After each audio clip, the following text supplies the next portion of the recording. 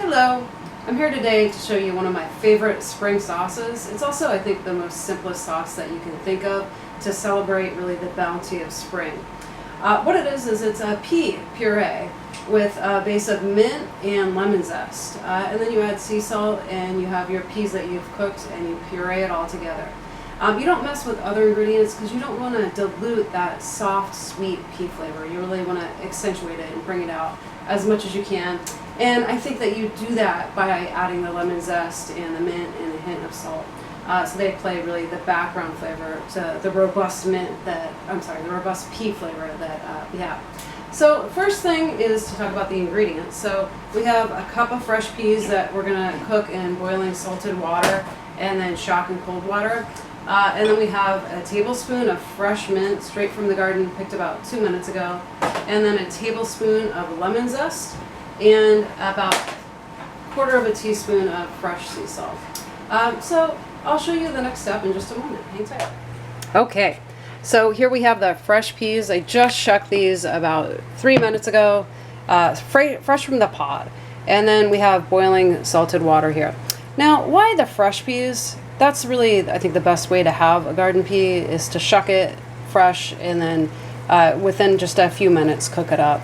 If you leave it in the refrigerator, I think after you shuck it or leave them too long in the fridge, they get kind of starchy and they lose their vibrant flavor and color for that matter. I understand the need to use the frozen peas as necessary. Let's be honest, people have busy lives. Shucking peas, it takes time. Peas aren't always available depending on where you live. But really this sauce is meant to capture the pea at the height of its flavor. Thus, I shuck these fresh and I'm using the fresh peas. And if you can't do that, of course, that's what I recommend. Always organic, fresh food. So I'm gonna put these in the boiling salted water and let them go for about 4 minutes. Depends really on the size of the actual pea, how long you have to cook it for. A good 4 minutes should cook it through, but also retain that vibrant color that we so enjoy about the pea. So I'm gonna let these cook, and then basically what I'll do is I'll pull them out and throw them in this slightly salted cold water. Why I slightly salt the cold water here is that I want to not dilute the nice kind of briny saltiness that we got from this liquid here. And so you finish it with just a little bit of salt in the cold water. Cold water. If you have ice, you can use that. I don't have ice, so I'm just putting in really cold water. The bowl was in the fridge for a few minutes before I added the cold water, so that should shock the peas and basically stop them from cooking once I pull them from the liquid. Okay, so it's been 4 minutes. As you can see, the peas are rapidly boiling, and I'm gonna basically pull them out of this boiling water and then into the slightly salted cold water here. To do this, basically, I am shooting this by myself, so I'm gonna have to stop and come back to you in about a minute. Okay, so there you have the peas chilling out in the water. They're really chilling right now, and I'm gonna let them cool off. Basically, it stops the cooking, and then in like 2 minutes or so, I'll pull them from that water. Let me show you our other ingredients here. So we have the salt here, 1/4 teaspoon of sea salt. Depending on your preference for salt, you might want more or less. It kind of depends on what floats your boat with that and how much you can take. And then this is our tablespoon of mint. I'm going to basically chop it roughly and then throw it into our blender once we have that going, our food processor. So that food processor, I should say. And then here is a tablespoon of fresh lemon from our lemon tree, which I'm going to show you in just a minute. And that's it. So this is our lemon tree. Look at that. Beautiful lemons. Here it's April, about mid-April in California, Northern California. And so these are the lemons that formed basically over our winter, and they're just bursting right now. They're just ready, bursting with juice, ready to be plucked. So we're basically gonna pull all these down in the next week or so. And I zested one of these beautiful lemons fresh from the tree, and that's what's going in the puree. Okay, so here we have all of the ingredients I mentioned earlier in the food processor. We have the salt, we have the fresh lemon zest, we have some of the mint, and we also have the peas that have cooled and now they're ready to go to be blended. And then the next special ingredient, olive oil. Now this is extra virgin, organic, unfiltered olive oil. My favorite kind of olive oil. And I think olive oil is my favorite ingredient ever. Why? It's good for you, inside and out, right? I think it's like good for our skin. When we eat it, I think glow. It's also really good for our heart.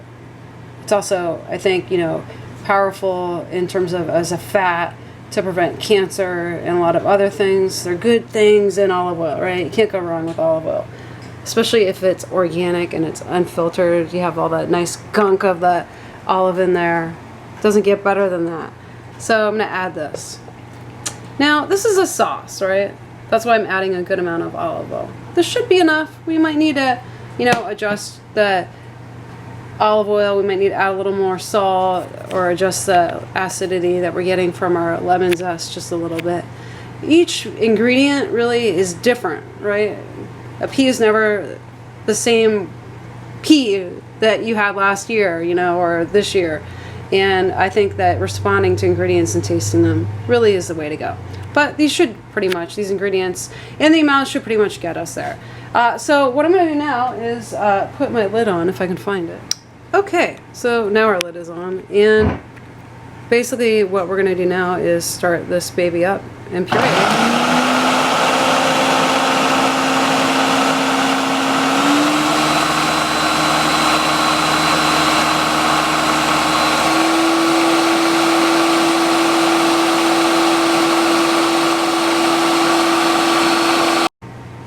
Okay, so you can see the consistency is basically the way we want it.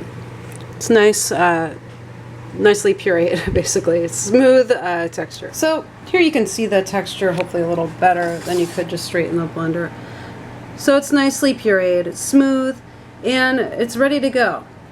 Now in just a moment I'll tell you how you can. So here's our pea puree on a burger with bacon. Actually, I'm just kidding. It's bacon, but it's a Beyond Burger. Trying out some, vegan protein with our meat protein and our pea puree. So this is an example of a dish that you could serve this with. It's a simple topping. I think it is a nice spring expression. Often we just think of putting ketchup and mustard and maybe caramelized onions and blue cheese and bacon on our burgers, but why not dress it up and make it seasonal? Spring has so much to offer. Let's represent it with a pea puree.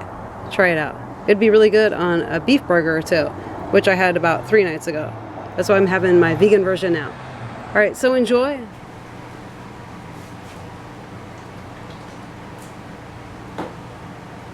Yum. So good. The sweetness of the pea really comes out in the olive oil, I think, in a nice way. And then the lemon zest is just that background flavor to kind of usher it forth. Really, this is the bounty of spring. So delicious. Now, really, you could put this sauce on almost anything. But keep in mind, it's mild, so it would probably be overpowered, I would think, with like a big, heavy charcoal grilled steak. I would tend to think it would taste better on something like sturgeon, pan-roasted sturgeon. Salmon would be like so delicious, grilled salmon or pan-roasted salmon or poached salmon, even better. That nice delicate flavor would really, I think, pair well with the pea. You could put it on fried tofu or grilled tofu. I think that would be nice. Tofu is pretty neutral, so allow that pea flavor to come through. I think pork would be fine. Chicken breast for sure, or a chicken thigh, because that's pretty mild in flavor. I think, lamb is a heavy dish, but I think a leg of lamb with this would be really nice as a sauce. Leg of lamb tends to be more mild than like a lamb chop, I think. And, spring, mint, peas, lamb, they go together. As I say, it's a classic. So those are just some ideas. Also, it's a good dipping sauce for crackers or tortilla chips if you like snack food, right? You can't go wrong with that. Put it on a little crostini, maybe even, it would be really nice. Take crostini, hot out of the oven, just a quick swipe of a garlic clove and then top it with this sauce. Boom. Healthy little hors d'oeuvre for your guests and for you. So the key is enjoy it. Life is short, but food, it's something that hopefully we can always come back to. Even if we're poor, shucking peas and stuff like that are ways to make it pretty cost efficient and take us through these tough times. So eat, hang out with people as much as you can, and enjoy life, enjoy food. And that's it for today. Thank you.